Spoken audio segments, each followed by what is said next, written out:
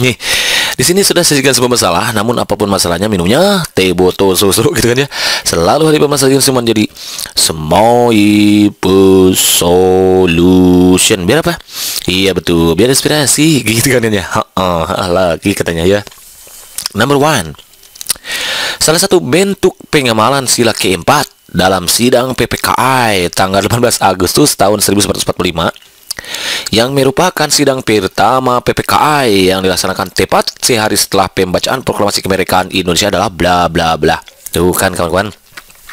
Ya, nggak kita lanjutin dulu bacanya ya. Mengesahkan Undang-Undang 1145 sebagai konstitusi negara. B. Memilih dan mengangkat presiden dan juga wakil presiden Indonesia secara aklamasi. C. Pembentukan Komite Nasional Indonesia Pusat KNIP melalui pemilihan umum. D. Membentuk 12 kementerian dan 4 menteri negara melalui pemungutan suara. E. Membentuk Partai Nasional Indonesia. Itu kan kawan-kawan. Jadi sejarah Indonesia baik itu BPKI itu kan kawan-kawan sudah Maki buatkan videonya ya, video pembelajarannya. Kemudian juga ada PPKI, kemudian ada sejarah 3 serangkai, kemudian ada sejarah proklamasi kemerdekaan Indonesia, sejarah proklamasi kemerdekaan Indonesia SPKI gitu kan ya. Kemudian ada sejarah Budi Utomo, Maki buatkannya Budi Utomo. Kemudian juga ada sejarah SDI ataupun SI, sudah lengkap di sana. Nah, semua ini tentunya harus dikuasai. Kenapa? Karena kita tidak tahu jenis soal mana yang akan keluar gitu. Namun kalau kita sudah membaca, banyak tahu, banyak belajar, menentukan wawasan kita jadi luas.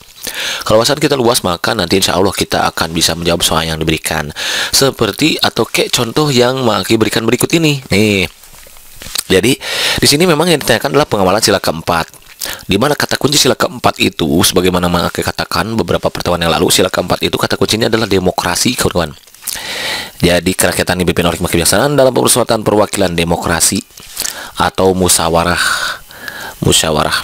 untuk mencapai mufakat kan gitu ya, untuk mencapai mufakat. Nah, kalau ada kata-kata ini ya udah kemungkinan itu adalah implementasi dari sila keempat. Namun yang jadi masalah ternyata di sini bentuk pengawalan sila keempat pada sidang PPKI tanggal 18 Agustus tahun 1945. Otomatis dong kawan-kawan, berarti kita harus tahu sidang PPKI, kan? Jadi nggak ada yang sia-sia kalau kita belajar ya. Semuanya insya Allah akan berguna itu. Seperti kita ketahui bahwa di video-video mengakhir sebelumnya bahwa sidang PPKI itu ada 3 kali, walaupun beberapa buku menyatakan 4 kali pokoknya ya. Silahkan kawan-kawan, yang penting tahu aja yang mana karena nanti soal nggak mungkin keluar kedua soal yang berbeda gitu kawan-kawan, pasti nanti tujuannya sama. Sidang PPKI yang pertama itu ada tanggal 18 Agustus kan, sidang yang kedua tanggal 19 Agustus, kemudian yang ketiga ada 22 Agustus. Nah, untuk mengetahui sidang, untuk menjawab soal ini berarti ya udah kita harus tahu apa? Tahu isi dari hasil sidang tanggal 18 Agustus tahun 1945 ini. Yang katanya hasil sidang itu mencerminkan sila keempat gitu pengamalannya gitu kan ya. Yang A, mengesahkan Undang-Undang 1945 sebagai konstitusi negara. Apakah dia memang masuk ke hasil sidang tanggal 12? Masuk kan? Masuk. Tapi sayangnya di sini tidak ada kata-kata demokrasi. Berarti ini wrong. Dia masuk tapi enggak tepat gitu, wrong ya. Yang B, memilih dan mengangkat presiden dan juga presiden secara aklamasi. Apakah dia masuk hasil sidang tanggal 18? Masuk. Kira-kira dia mencerminkan sila keempat nggak? Nah, bisa jadi karena di sini ada kata aklamasi gitu kan ya. Pembentukan Komite Nasional Indonesia Pusat melalui pemilihan umum. Apakah KNIP itu dibentuk pada tanggal 12? Betul, dibentuk tanggal 18, tapi ternyata bukan melalui pemilihan umum kan? Nah, ini ada kata-katanya yang ini jebakan Batman. Jadi ini wrong. Membentuk 12 kementerian negara dan menteri negara melalui penguntutan suara nih.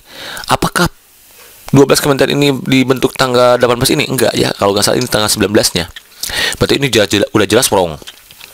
Jadi penguntutan suara juga enggak kan, kalau ini tidak melalui penguntutan suara. Membentuk Partai Nasional Indonesia ini bukan, juga enggak masuk karena dia adalah hasil sidang tanggal 22 Agustus gitu, tahun 1945. Berarti tugas kita dan tinggal memilih ini B, yaitu memilih dan mengangkat presiden dan juga wakil presiden Indonesia secara aklamasi. Nah, betul ini. Jadi secara aklamasi. Jadi di atas usul saat itu adalah atas usul Otto Iskandar Dinata. Jadi yang mengusulkannya Otto Iskandar Dinata, maka dilakukanlah pemilihan presiden secara aklamasi itu, Iskandar Dinata. Nah, jadi ternyata bentuk pengawalan sila keempat pada sidang PPKA yang pertama sehari setelah proklamasi kemerdekaan itu adalah yang B, memilih dan mengangkat presiden dan juga presiden di Indonesia secara aklamasi gitu kan. Jadi kalau kawan nggak tahu isi sidang hasil tanggal 18, hasil sidang tanggal 19, hasil sidang PPKI tanggal 22-nya, maka kawan-kawan tidak bisa menjawab ini gitu. Jadi tetap semua yang kita pelajari, semua yang kita baca insya Allah akan berguna dan bermanfaat. Coba kalau kita tidak tahu, pasti kita akan memilih pemilu itu kan ya. Kemungkinan berikutnya kita akan memilih yang mana lagi, yang pemungutan suara juga. Karena di sini ada kata pemungutan suara ataupun demokrasi. Nggak selalu gitu ya. Karena ternyata ada beberapa kalimat yang lain itu bukan hasil sidang PPKI yang pertama. Begitu kan Ansen? Inap. Jadi saya mantap. Kalau mantap, next soal nomor 2 nih. Soal nomor 2 soalnya kayak gini, kita baca bareng-bareng lagi gitu ya. Presiden dan wakil presiden memegang jabatan selama 5 tahun, betul kan ya? Dan sesudahnya dapat dipilih kembali merupakan bunyi pasal 7 yang kemudian diamandemen dengan menambahkan dalam jabatan yang sama hanya untuk 1 kali masa jabatan. Berikut merupakan hal yang mendasari adanya amandemen tersebut adalah bla bla bla, tuh kan kawan-kawan ya. Bisa saja nanti undang-undang munculnya seperti ini. Pasal-pasal dari pasal 1 sampai 37 bentuk soalnya kayak gini gitu. Ya kan? Nah, ini kan bunyi pasal 7 yang sebelum dan sesudah amandemen. Karena sesudah amandemen itu ditambahkan kata atau kalimat nih. Boleh dipilih kembali dalam jabatan yang sama, tapi hanya untuk 1 kali masa jabatan. Berarti kalau begitu presiden yang tahun sekarang ini hanya bisa 2 kali kawan-kawan, 2 periode gitu. Jadi kalau sudah terpilih 2 kali maka dia tidak bisa menyalonkan lagi. Kenapa? Karena ada pasal 7 ya, bunyinya seperti ini. Kecuali kalau pasal 7 ini segera diamandemen. Misalkan boleh dipilih jabatan yang sama untuk beberapa kali asal itu berdasarkan pilihan rakyat. Nah, bisa gitu ya. Di amandemen lagi gitu. Kalau memang misalkan harus diamandemen. Kalau enggak ini enggak apa-apa. Nah, hal yang mendasari adanya amandemen tersebut adalah bla bla. Apa sih yang menyebabkan pasal 7 ini diamandemen? A. Karena akan menjadi ancaman besar bagi demokrasi Indonesia. Masa jabatan presiden dibatasi untuk membatasi ruang absolutisme kepemimpinan. Absolutisme ini ada E-nya gitu ya. Mencegah terjadinya korupsi agar orang lain bisa mencalonkan diri menjadi presiden dan wakil presiden dengan syarat dan ketetapan sebagaimana yang berlaku dalam undang-undang. Karena sudah berpuluh tahun pasal tersebut belum mendapat perubahan sehingga memungkinkan terjadinya penyalahgunaan kekuasaan gitu ya. Demokrasi perlu degrasi agar bangsa ini maju. Mana kira-kira yang paling tepat? Iya betul yang A kawan-kawan ya. Kenapa dibatasi? Ini kan dengan diamandemen pasal 7 berarti artinya kekuasaan presiden dibatasi sampai 2 periode. Kenapa? Karena kalau tidak dibatasi ini akan menjadi ancaman yang besar bagi demokrasi Indonesia. Nantinya akan menjadikan membatasi ruang absolutisme kepemimpinan. Jadi kalau hanya 1 kali nanti dia presidennya, kalau misalkan beberapa apalagi seumur hidup ya gitu kan, kalau terus kepilih nanti akan walaupun bagaimana tetap gitu kan ya. Jadi godaan akan banyak sekali datang dari segala arah gitu kan ya. Jadi intinya begini kawan-kawan, kalau nggak dibatasi, harapannya ini harapan di amandemen itu adalah untuk membatasi ruang absolutisme kepemimpinan. Jadi dikhawatirkan nanti kalau lama kepemimpinannya nanti dia akan berlaku sewenang-wenang, kemudian penyalahgunaan kewenangan misalkan gitu ya, korupsi, kolusi dan nepotisme akan merajalela. Khawatir seperti itu, maka dilakukanlah amandemen. Ini mencegah terjadinya korupsi, betul juga, tapi ini kan lebih umum ya. Betul juga, tapi lebih luas yang ini. Karena korupsi bisa masuk ke sini, ruang absolutisme gitu. Agar orang lain bisa mencalonkan diri menjadi presiden, nggak harus ya, tidak. Tapi tidak itu yang menjadi hal utama. Ya, tidak hal ini yang menjadi utama, bahwa untuk memberi kesempatan kepada orang lain untuk mencalonkan diri untuk menjadi presiden itu tidak yang utama. Karena yang utamanya dari ini, membatasi ruang absolutisme kepemimpinan agar tadi sewenang-wenang dan penyalahgunaan kewenangan gitu. Karena sudah berpuluh-puluh tahun pasal tersebut belum mendapatkan perubahan yang bukan lagi ya ini ya. Sehingga mungkin terjadi penyalahgunaan kekuasaan. Ini betul sih penyalahgunaan kekuasaannya, tapi ini kurang tepat ininya ya. Ini sama. Demokrasi perlu regenerasi agar bangsa Indonesia bisa maju. Betul ini juga. Tapi yang semua ini sudah mengcover yang segalanya ya. Korupsinya, regenerasinya gitu kan ya. Demokrasinya semua sudah tercover. Jadi kalau begitu jawaban yang lebih itu yang begitu kan kawan? Understand? Inap. Jadi mantap. Kalau mantap, next soal nomor 3 the last number nih. I'm sorry, Maki hanya bisa berbagi 3 soal dulu untuk sementara ini. Insya Allah di beberapa jam kemudian atau beberapa waktu kemudian Mak Aki akan buatkan juga soal-soal TWK yang lebih hotnya gitu kawan-kawan ya. Mang Aki merasa malu dan kurang percaya diri kalau berkumpul dengan teman-temannya. Tubuhnya kecil, mungil, dekil gitu ya, dan mengeluarkan bau tak sedap. Wow, gitu ya. Tidak sedap ternyata ya. Teman-temannya sering meledek dan menggodanya.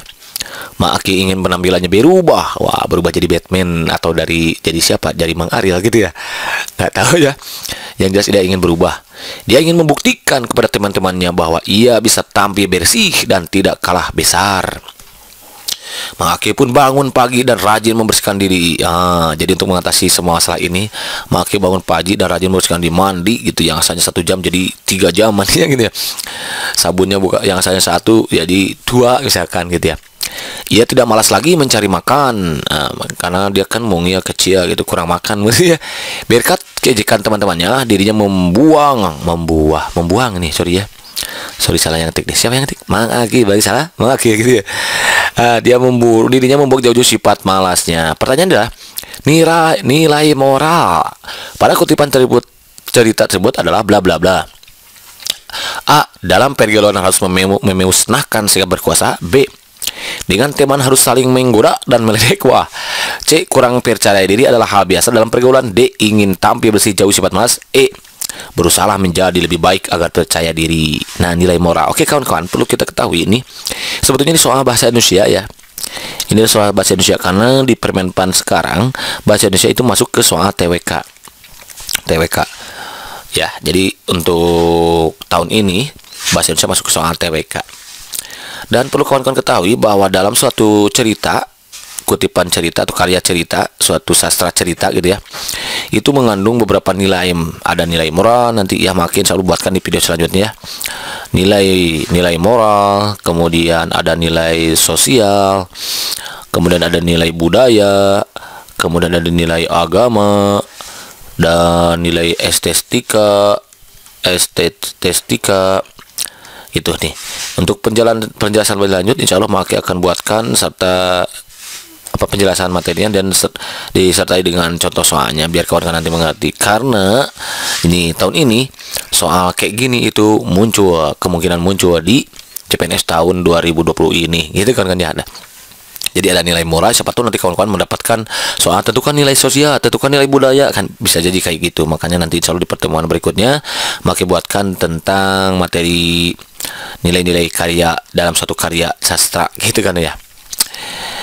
Oke kawan-kawan, nilai moral itu apa sih? Nah, perlu kawan-kawan ketahui untuk menjawab soal ini berarti kawan-kawan harus tahu nilai moral ya. Nilai moral itu adalah nilai yang berkaitan dengan akhlak atau budi pekerti atau susila atau baik buruk tingkah laku. Nilai yang berkaitan dengan akhlak. Kira-kira yang mana? Dalam pergaulan harus memusnahkan sikap berkuasa. Enggak ya, tapi suka ejek-mengejek ini enggak ada kata kuasanya, wrong balik. Dengan teman harus saling menggoda dan meledek, apalagi ini ya, nggak boleh. Kurang percaya diri adalah hal biasa dalam pergaulan. Kurang ingin tampil bersih jauh sifat malas, kurang juga. Berusaha menjadi lebih baik agar percaya diri, berarti nilai yang berkaitan dengan akhlak atau budi pekerti. Nih, percaya diri kan ini menjadi lebih baik, percaya diri ini adalah nilai akhlak atau budi pekerti nih kawan-kawan. Jadi ini dari mana dapatkan kalimat ini? Dari sini nih. Mak Aki ingin membuktikan penampilan berubah. Dia membuktikan Mak Aki pun bangun pagi nih dia. Mak Aki pun bangun pagi dan rajin membersihkan diri. Ia tidak malas lagi mencari makan. Berkat ejekan temannya, dirinya membuang jauh-jauh sifat malasnya gitu. Jadi karena yang ditanyakan nilai moral yaitu nilai akhlak budi pekerti, ya ini berarti ya berusaha menjadi lebih baik agar percaya diri. Masuknya percaya diri nih. Nah, ini sifat malas dan ingin tampil bersih jauh sifat malas. Nih kurang enak ya. Kurang tepat gitu. Ingin tampil bersih jauh sifat malas gitu ya. Karena malas itu kan tidak harus selalu bersih saja, bisa jadi untuk misalkan untuk mendapat nilai tinggi jauh sifat malas, bisa aja kan kayak gitu. Kurang percaya diri adalah hal biasa, ini apalagi gitu ya. Jadi kalau begitu jawaban yang paling tepat itu yang begitu kan ansen inap jadi mantap.